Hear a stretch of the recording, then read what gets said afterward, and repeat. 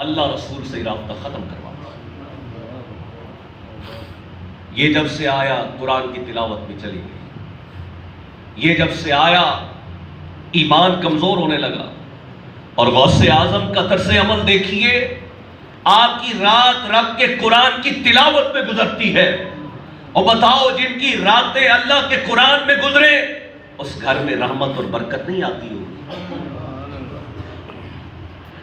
غوث اعظم رحمت اللہ علیہ کا یہ طرز عمل تھا کہ آپ ڈوری ایک رسی کو اپنے پیٹ کے ساتھ باندھ لیا کرتے تھے اور اس کا دوسرا حصہ دیوار میں باندھتے اور کھڑے ہو کے رب کا قرآن پڑھا کرتے تھے تاکہ نیند کا جھٹکا آئے تو رسی میں جھٹکا لگے, آنکھ کھل جائے, پھر میں اللہ کا قرآن پڑھنے لگ جاؤں. قرآن سے ایسی محبت. لیکن آج ہمارے ہاں قرآن تب اٹھایا جاتا ہے جب کوئی دنیا سے چلا جائے, کوئی فوت ہو جائے, ڈیتھ ہو جائے تو ہم قرآن لے کے بیٹھتے ہیں. میرے پیارے بھائیوں, قرآن کی ویلیو اتنی رہ گئی تیرے میرے دل میں کہ جب کوئی فوت ہوگا تب تو قرآن کو اٹھائے گا. دو جہانوں کی سردار کتاب کو تو نے اتنا ہلکا لیا ہوا ہے.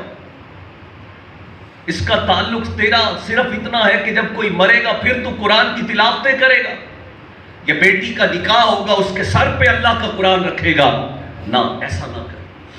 آج آئیے دوبارہ ہم قرآن کو تھامیں, دوبارہ قرآن کو پڑھنا شروع کریں. آج ہمارے کئی لوگ ہیں ایسے جنہیں دیکھ کر بھی قرآن پڑھنا, ناراض نہیں ہوئیے گا, آج ہمارا یہ حال ہو چکا ہے. ہمیں دیکھ کر بھی رب کا قرآن پڑھنا نہیں آتا.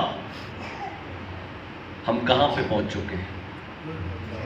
اور ہم بڑی بڑی باتیں کرتے ہیں, ہم بڑی لمبی اونچی باتیں کرتے ہیں, لیکن حال یہ ہے کہ ہم قرآن کو دیکھ کے پڑھ نہیں سکتے. محرومی ہے. نبی پاک فرماتے ہیں تم میں بہترین شخص وہ ہے جو قرآن سیکھے یا دوسروں کو سکھائے. غوث اعظم کی محبت کا ہم دم بھرتے ہیں. آپ کی زندگی یہ ہے, راتیں قرآن میں گزرتی. آپ کا یہ طرز عمل تھا, روزانہ 1000 نوافل آپ پڑھا کرتے تھے. 1000 نوافل. تب تک بستر پہ نہیں آتے تھے جب تک 1000 رکعت نماز نفل نہ ہو جاتی. یہ عشق کی بات ہے. یہ ہے وَكُونُوا مَعَ الصَّادِقِينَ, سچے لوگ. ان کو سمجھ آ گئی تھی, ان کو پتا تھا یہ زندگی دھوکہ ہے, فراڈ ہے. حقیقت میں یہ ہے کہ بندہ اپنے رب کا ہو جائے, رب کی بارگاہ میں آ جائے, کیونکہ اللہ ہی کا ہو گیا دنیا اس کی ہو جاتی ہے. ہم دنیا کے بن چکے ہیں لیکن خدا کے آج تک نہیں بن سکے.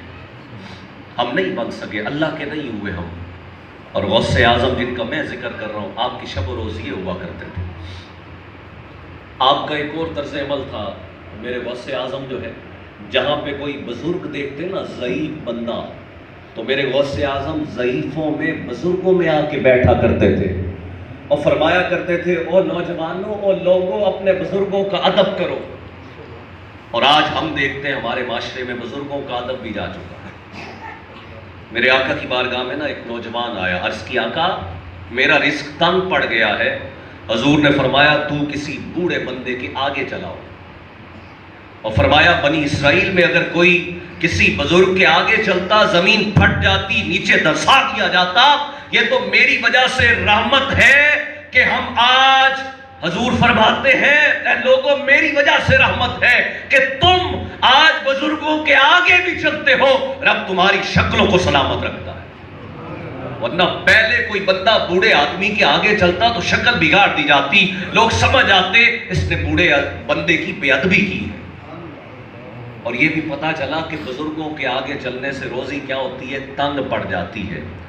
آج غوث اعظم کا یہ پیغام ہے کہ بزرگوں سے پیار کریں, بزرگوں کے نیڑے بیٹھا کریں, بزرگوں کی مجلس اور محفل میں آیا کریں, ان کی یاد سنا کرو, ان کے پاس بیٹھا کرو. کئی لوگ جب بوڑھے ہو جاتے ہیں نا کہتے ہیں بابا سٹھیا گیا ہے, بابے کا دماغ چکرا گیا ہے, بابے کو سمجھ نہیں ہے. سنیے گا, وہ بندہ جب بوڑھا ہو جاتا ہے نا, رب اس کے دماغ میں جو نعمت اتارتا ہے وہ نوجوان کو بھی حاصل نہیں ہوتی. بڑھاپے کے اندر رب جو برکت اور بزرگی دیتا ہے, رب فرماتا ہے میں تو چٹے بال سفید بالوں سے بھی حیا کرتا ہوں.